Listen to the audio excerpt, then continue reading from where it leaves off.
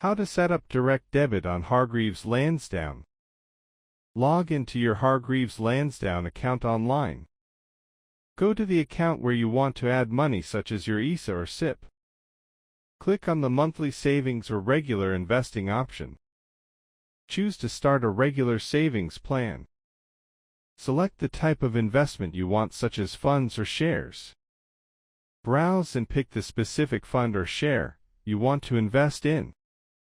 Enter the monthly amount you wish to invest. Make sure the amount is at least the minimum required.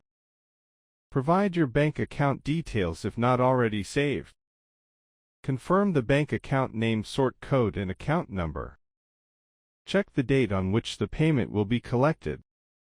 Review all the details you have entered. Submit your direct debit instruction online. Wait for confirmation that your direct debit has been set up. Thank you for watching.